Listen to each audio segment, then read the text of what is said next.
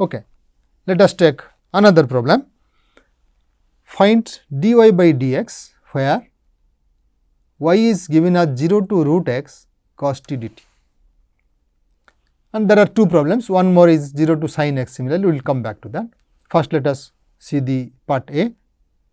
So, y is given as 0 to root x cosine t dt. Our fundamental theorem says that 0 to or a any a to x f of t dt.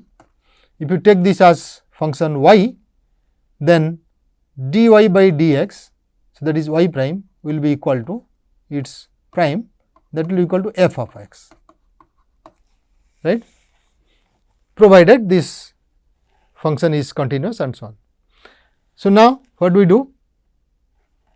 We straightforward go for derivative, that will be equal to f of x if it is in the form a to x, but it is not in the form a to x, it is 0 to root x. A, of course, we can take that constant to be 0. Problem is dy by dx we want, but it is 0 to root x. If you take dy by d root x, then straightforward we will go for cos root x, right. So, you used to put chain rule, right, apply chain rule here. Now, dy by dx is dy by d root x into d root x by dx. So, d root x by dx is 1 by 2 root x, and d root x of 0 to root x is it is really something like u, d by du 0 to u. So, that gives you cosine u or cosine root x. Therefore, the answer is cosine root x by 2 root x. Now, similarly, we will try b. In b, instead of root x we have sin x.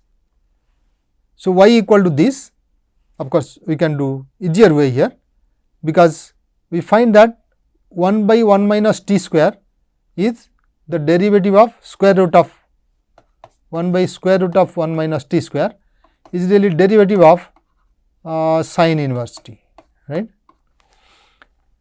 So, we can do better way, we keep 0 to sin x as earlier instead of applying straightforward the earlier technique in A, and we can integrate it. So, 1 by square root of 1 minus t square gives sin inverse t, evaluated at sin x and 0. At sin x it gives x, sin inverse of sin x.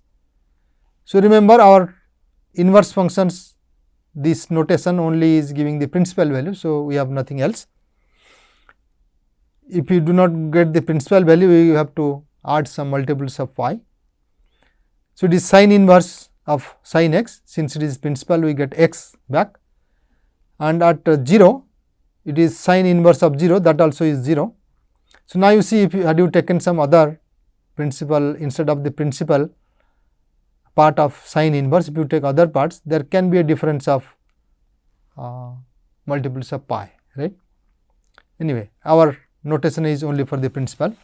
So, that is sin inverse t is that number whose sin is equal to this and which really remains inside the interval 0 to pi by 2, right, or 0 to pi, one of them, or minus pi by 2 to pi by 2 or 0 to pi. That was our definition. Okay. So, what we get is y is equal to x, therefore, dy by dx equal to 1. You can do otherwise also, but that will be slightly complicated here, because you have to write d of dx of sin x, and then this will be 1 divided by square root of 1 minus sin square x, that gives you 1 by cos x, and that cos x will be there, that will be cancelling, that will also give you 1. Okay.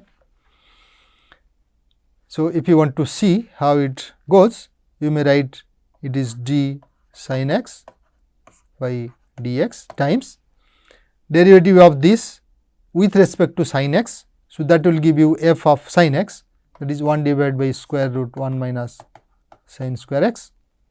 So, now this gives you, first one gives cos x, this gives 1 by cos x, and also you get 1, right, using the technique used in A. Fine. So, let us go to sixth problem. We want to find the total area of the regions bounded by the curve y equal to x to the power 1 by 3 minus x the x axis, the lines x equal to -1 and x equal to 8. So, it is written regions, there might be multiple regions, right. Total area we want to find, but there can be multiple regions or maybe only one region, we do not know, but then it will be something this way, not exactly we are plotting. So, conceptually, so there can be many points where it will cross the x axis, then you have to find out these areas and add them up, that is what being asked. So, let us find first where does it cross the x axis. Okay. So, where does it cross?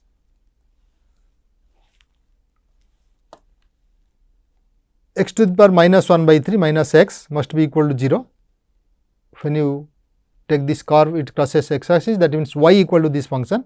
So, this must be equal to 0 and that is 0 for x to the power 1/3 equal to 0 or x to the power 2/3 equal to 1, right. If you consider x to the power 1/3 into 1 minus x to the power 2/3 in this form. So, either x to the power 1/3 is 0 or x to the power 2/3 equal to 1. So, that gives you 3 points now, -1, 0 and 1, right. Of course, if you take -1 here, that gives you -1 to the power 1/3 and this is -1. So, -1 plus 1, that is equal to 0, that also happens. So, there can be 3 such points. So, that means we have to really break it into 2 integrals, one is from -1 to 0, another is from 0 to 1. So, let us consider those intervals. -1 to 0, in that interval, what about the function? That remains negative, right, less than or equal to 0, because x to the power 1/3 will be bigger than x, it is -1 to 0 only. Okay. This is less than or equal to 0, and from 0 to 1, it is really greater than or equal to 0. Okay. And we have the line -1 to 8 we want. So, from 1 to 8 there is another interval. So, 1 to 8 it is again less than or equal to 0. Okay. So, you want to find the total area, nothing is written. So, we take the actual area, not the signed area, sum of all those actual areas. So, the required area we can write as, since it is -1 to 0, it is negative, we should put a minus sign to get the actual area. So, minus of x to the power 1/3 minus x, that becomes now mod of this. So, minus is outside, and then 0 to 1 it is greater than or equal to 0. So, mod of that is itself x to the power 1/3 minus x, and 1 to 8 is negative. So, it is minus 1 to 8 x to the power 1/3 minus x dx. Now, x to the power 1/3 minus x has the integral, indefinite integral as this, because if you differentiate this, it is becoming x to the power 1/3 and this gives x. So, this is the indefinite integral. As it suggests, we have to take minus of this evaluated at 0 to -1 plus that evaluated at 1 and 0 and minus that evaluated at 1 to 8. Fine. So, we substitute back all these expressions and simplify. So, that would give 83 divided by 4. So, you can verify it later how exactly it comes, but this is the expanded form and then simplification gives 83 by 4, that is our answer.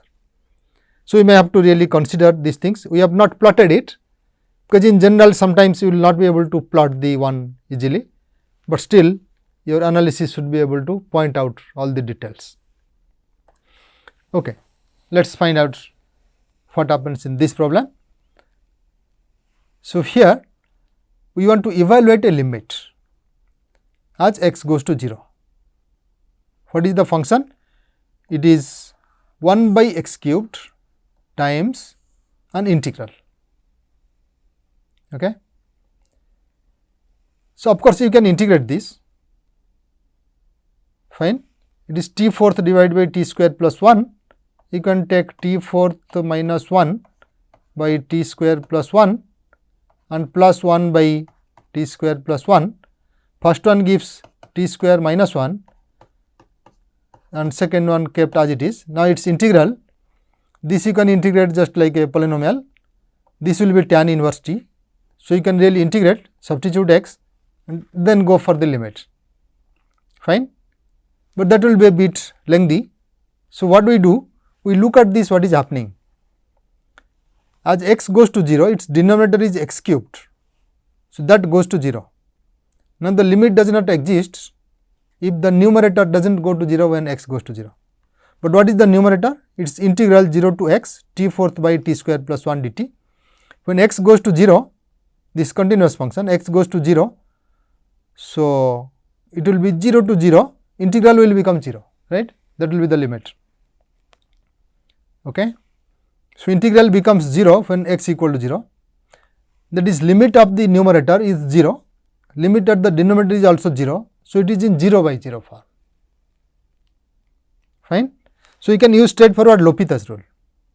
So, if you apply L'Hopital's rule, this will be equal to, provided this right side limit exists, equal to limit of the derivative of this function divided by derivative of x cubed.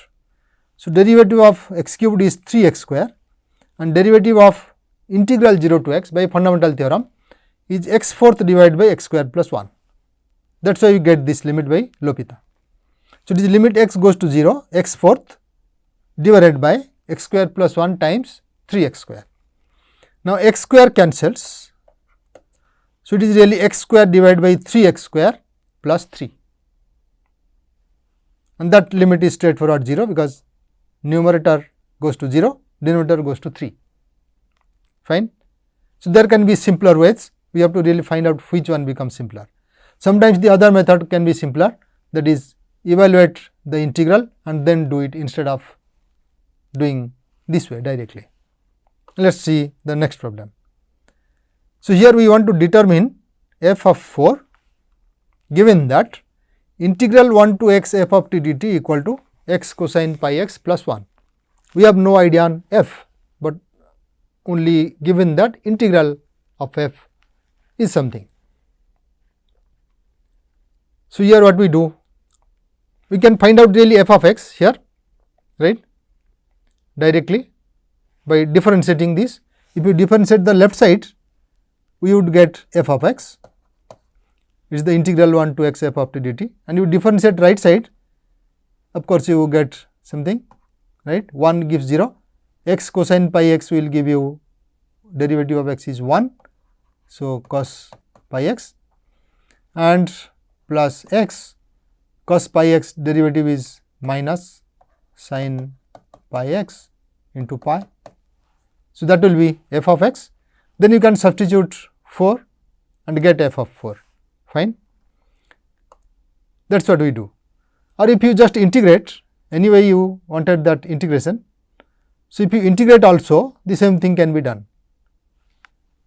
So, first thing we just explained using the technique is 7. Now, the other way also you can do it, say 1 to x f of t dt, if you try to find out, then what does it give, right. So, that way also you can get directly integrating this x pi x plus 1. But how do you integrate? If it is given f of t, you will not be able to integrate, but you have to really differentiate. So, first find what is the derivative of x cos pi x plus 1.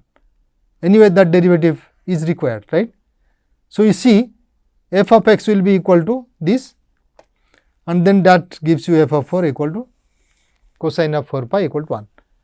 Since f of t is not given, you cannot really integrate to get that expression what it is. You have to go back to fundamental theorem of calculus. So, that is what we have done. We found 1 to x f of t dt equal to x cosine pi x plus 1. If you differentiate, the derivative is giving you f of x. So, f of x is derivative of the right side, and that is it. Okay.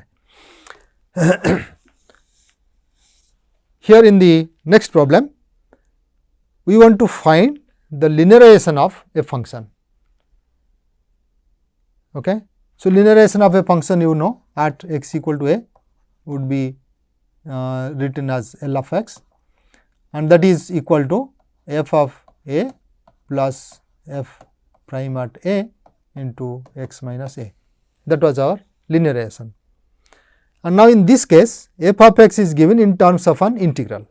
So, f of x is 2 minus integral 2 to 1 plus x 9 by 1 plus t dt, and we want to find a linearization at x equal to 1.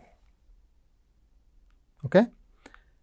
So, that means we need f at a, we need f prime at a, that is at 1, f at 1, f prime at 1. So, we should get f prime by differentiating this integral by using our fundamental theorem calculus. So, it is pretty straightforward. First thing is f of 1 is 2 minus integral 2 to 1 plus 1, which is 2, 9 divided by 1 plus 2, 1 plus t. So, it is integral 2 to 2, that becomes 0. So, you get 2. Then you take f prime x. Here it is the variable is 1 plus x on the top.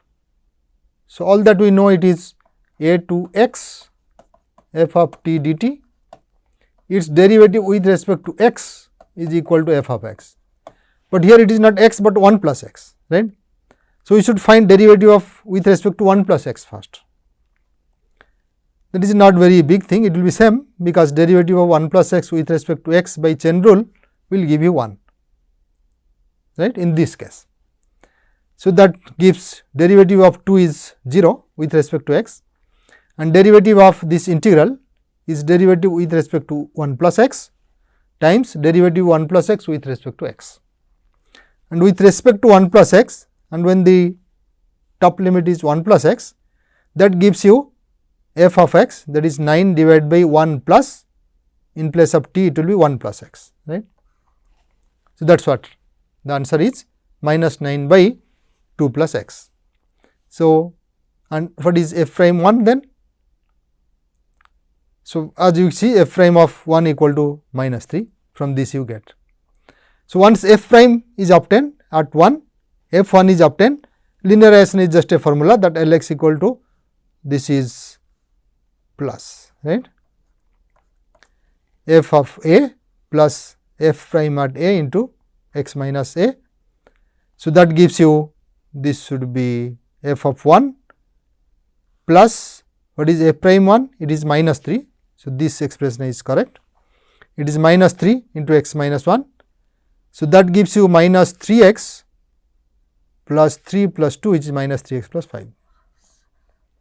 That is the linearization near x equal to 1.